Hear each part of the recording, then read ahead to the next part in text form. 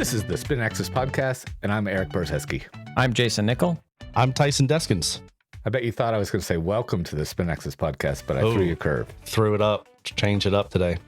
That's right. I love it. Well, this episode, we're going to talk about tips to build speed. Yes, speed is a skill and you need to work at it, but you need to do it properly. I have seen a fair amount of students in the past build speed, let's say, recklessly. Would that maybe be a good term for golf coaches out there, where I've seen guys that have been doing some training for maybe a little bit too long unchecked? When I was in college, I saw a lot of people do speed recklessly. That's another topic. It's another episode, Erik. Okay. Maybe another podcast. Yeah, so don't do drugs. Drugs are bad. Please. Okay. At least, yeah, drugs are bad. Golf is hard good. Drugs, I guess some drugs now are okay. Depends on which government you're looking for. But Hey, I was in medicinal chemistry degree. I know all about drugs. So, slightly bringing it back to the topic of just speed in the golf, not speed in general. Oh, got it. Sandra Bullock was good in that movie. That was actually a good movie. I did enjoy that movie. Absolutely. Okay. So, Tyson. Yes. When you have a student come to you and they will ask you a question of, hey, coach, I would like to hit the ball further. Is it always just directly to speed training, or are there a couple steps that you like before that happens? Nobody ever says that. What are you talking about? Oh, man. It's unfortunately a daily occurrence, right? And They say it all the time. I was joking. Every day, right? And I would say, to answer your question, initially, for most players that I'm working with, I would say it's their geometry, the shape of their swing. It doesn't produce enough ball speed. It might not be that they don't have enough club head speed to hit it farther, but their ball speed, because their path is left and their face is wide open, they don't create the ball speed. They're never going to have the distance, too much spin, all the stuff. And I would say I literally just had a guy 2 days ago that legitimately picked up 60 yards of distance because we corrected the shape of his swing. He didn't swing it any faster. And in fact, he was actually probably swinging a few miles an hour slower at the end of the lesson, but legitimately picked up 60 yards of distance. And he repeatedly said, I just want you to know how close I was to selling these golf clubs, because he was hitting the 7-iron, 90 yards. Right. Ooh, that's rough. It was rough. So what about you, Jayson? Like, is the first thing for you to just try to dump speed on top of what the player is doing? Well, so we were at the PGA show, and I absolutely loved, there was a comment from one point of our open forum, and it was, don't put speed on crap. Yeah. Now, myself personally, I went through the whole speed thing. I gained a lot of speed. It was good for my game. However, I injured myself, and I injured myself because my engine, this is what they always people talk about, or like your body, couldn't produce it. Now, there's a couple different ways you can go about doing this. And there's I'm going to go to the gym and I'm going to work out, or you could slowly work into some speed training. I would say that the problem is that a lot of people just dive in and they overdo anything. And you can get an overuse injury into anything, just hitting golf balls in general. If you went from not hitting many golf balls, you bought a studio and you started hitting 500 golf balls a day, you quite possibly could get injured. That's what happened to me. So I was doing too much too soon without the proper body. And this is what I am very aware of now, that I tell my students. I'm all for speed. Speed is important. It is a skill. But yes, you want to make sure that you do it properly. And you can do it a couple different ways. But for most of my students, I like to make sure that their body can handle it and that their swing can handle it, because there's nothing worse than going into speed training and it messing up your swing, which is the most frustrating part. Because you might gain 10 miles per hour, but all of a sudden you can't hit your wedges worth crap and your scores don't get any better, which is the opposite of what speed training should be doing. Well, and a lot of speed training is about golfers will just try to swing fast. Like a practice swing, the face is often 45 degrees open. Yep. Which is why, Sasha's a friend of mine. He's a friend of yours. That's where there is some merit, at least. Injury stuff aside, I'm not a doctor. I don't know the studies. I don't know the numbers on that stuff. But there is some merit to speed training with a stick that you're just swinging can gain you speed. But at the end of the day, if you can't apply that speed and still square the face, and if the face is 30 degrees open, it's not a good use of speed. I've known people that have gone to see Dr. Kwan, for example, knows his stuff, knows what he's doing, but they'll say, I couldn't find the range anymore after I left. Applying the speed has to come while you can still square the face. And a lot of golfers can get more ball speed just by hitting the ball more solidly. Let's not overlook how important hitting the ball solidly is to hitting the ball farther. Absolutely. There are different versions of speed. We can swing faster, sure, but if our contact takes a nosedive or the face angle takes a nosedive, then we're not really gaining distance. We're gaining speed, but not gaining distance. Sometimes just changing someone's dynamic loft, their smash factor, how solidly they hit the ball can gain them distance, even if they don't gain speed. Yeah. When people are doing those speed training stuff, and a lot of my students, I'm like, yeah, absolutely. You're ready for this. I want you to do it. But I want you to videotape yourself when you're doing them, because there's going to be your max intent swings, and those should look slightly different. Like they should be like, that video right there, that is my max intent, because that is a swing that you probably won't really hit on the golf course unless, there's 2 holes that you can hit into. But outside that, when you watch like your normal driver swing, it should have good mechanics. And if you're, again, sending your swings to a coach, he'll going to be able to point out like, oh, I don't really like how if there was a club face on that tool, it would be massively open through impact, because again, you don't want to train those habits in. You still want to make sure that, the face is square, your wrist structures are in a good spot, your forearms are in a good spot, your release patterns are in a good spot, generally speaking. Now, of course, they're going to be a little bit different because there's nothing that you're going to be hitting, but for the most part, still watch those, right? You just don't want to mindlessly be swinging it, like put some intent into like your practice. Outside of that, what are a couple other things? Like you guys were obviously talking about hitting the ball more solid in the club face. That's a huge one. But outside that, if we talk about just generally, what would be something that you'd say most golfers struggle with when they're trying to build speed into their game? I think the intent has to be there to swing fast. I think a lot of people don't realize it. And if I were to stereotype or generalize, a lot of girls won't swing fast because they think they want to just be accurate, right? They just want to kind of guide and steer the club out there. Yeah, they just want to steer the ball out there and have it go straight. Be like, dude, I'll take 20 yards left and right a little bit now and then if it goes 40 yards farther. Just hit it. Let's see what happened. Okay, let's see what, worst case, we say, oh, we dial it back a little bit. So I think just sometimes for a lot of golfers, the intent of just swinging fast. I've gotten people, we all probably have, but I've gotten someone from swinging their 7-iron at 68 miles an hour to 80 miles an hour, just saying, let me see how fast you can hit it. I'm going to put a foam ball down. You're going to hit the foam ball. I don't care where it goes. Let's just see how fast you can hit it. And then we'll start to put a real ball down once you realize, oh, I can still hit the face somewhere. And let's see where it goes. And maybe 82 today is too fast for you. Maybe you need to dial it down to 78, but that's still 10 miles an hour faster. And it might be just as accurate. I think when you do that, Erik, like in a studio setting where you've got the data for them to see it, and their nervous system, they prove to themselves that, oh, I can go 20 miles an hour faster and not miss the golf ball. Like you said, then it's easier for them to cruise at a much faster speed, which is going to gain them distance. Then the more and more they do it, that level just keeps getting higher and higher for them. So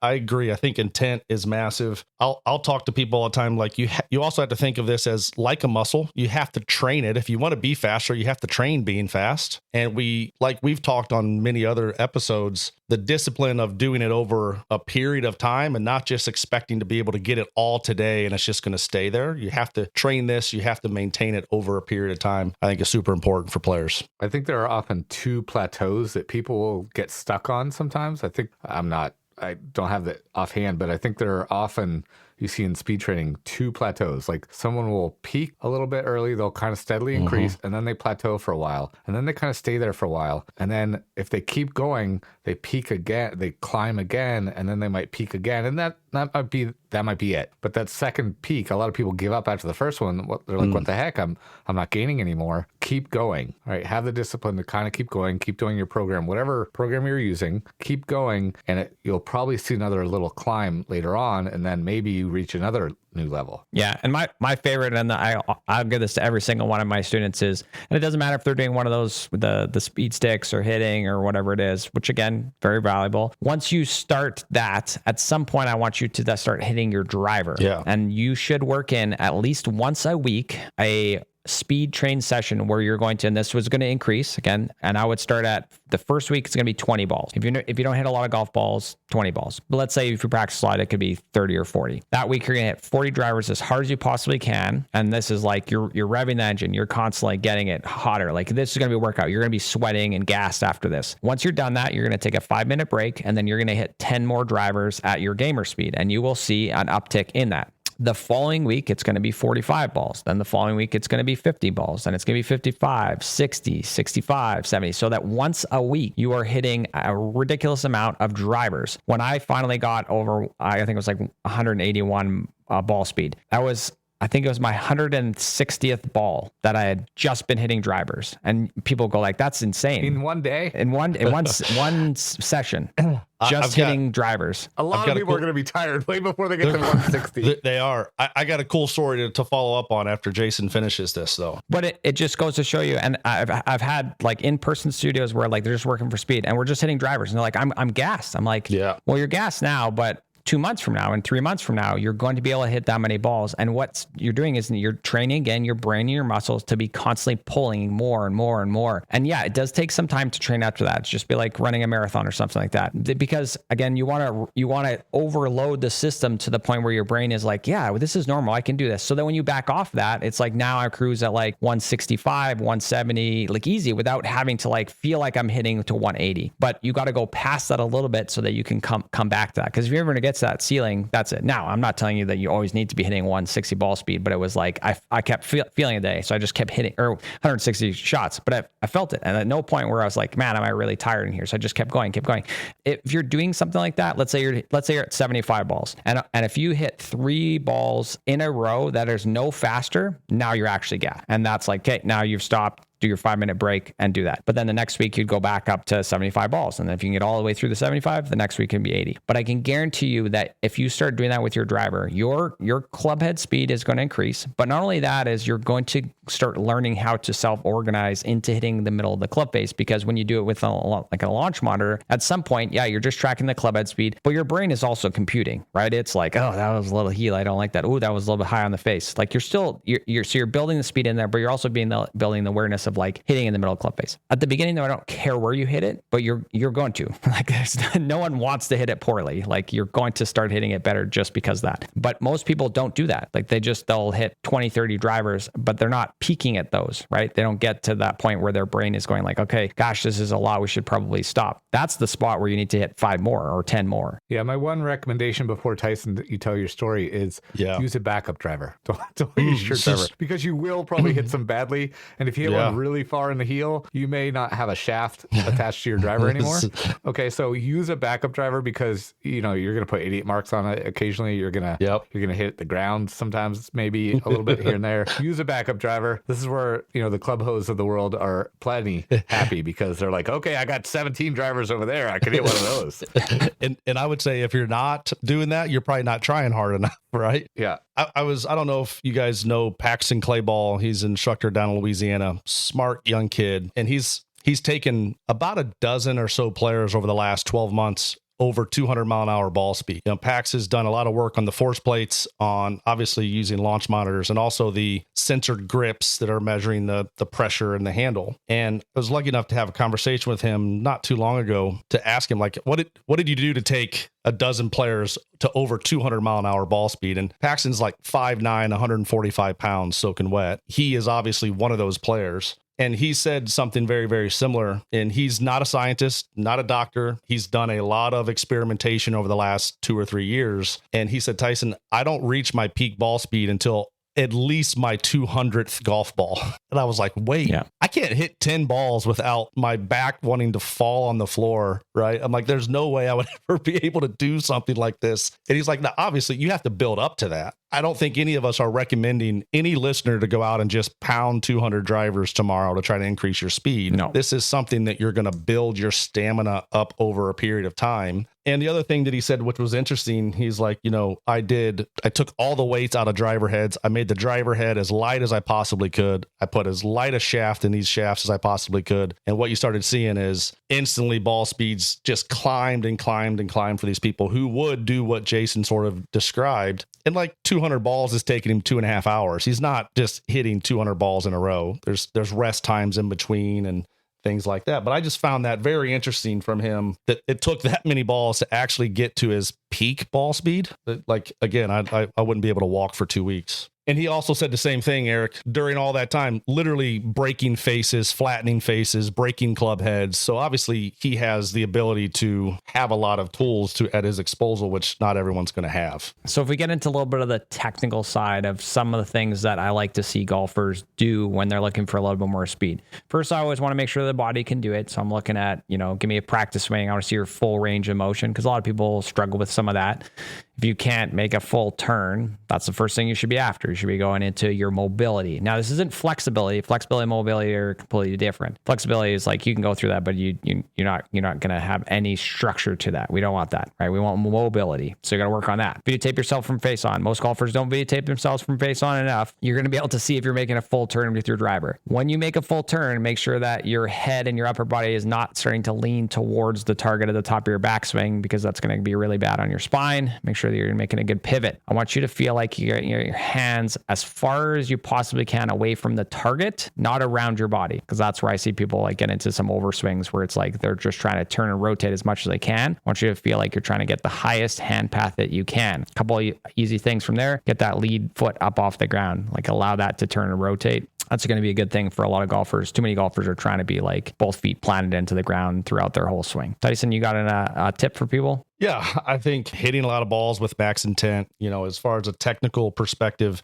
getting the weight started forward before you move the club back, prime the engine as soon as you possibly can. To Jayson's point, a lot of times when you do that, you might feel that lead foot come up off the ground in that backswing, which a lot of people are trying not to do. And you see so many players try to start from zero. And I love, sort of push the club forward, then, push it forward, then swing it back. That sort of gets that engine started sooner. What about you, Eric? You got any technical tip? My only technical tip is this: use all the muscles that you can, including especially your arms. A lot of people think to swing fast, they just spin fast. And by using the arms, I'm talking about a wide hand path. So if you imagine that you're a car at one side of an oval racetrack, which is kind of the top of your backswing, and the ball is down at the other side of the racetrack, 180 degrees around the racetrack, you're not going to go fast going through the infield, through the grass that way. You're going to go fast taking the wide route around, accelerating the whole time. The longer you have to accelerate, both distance and time, even if you accelerate a little bit more slowly, if you take a wide route and accelerate for a longer time, you can reach a final peak speed that's higher.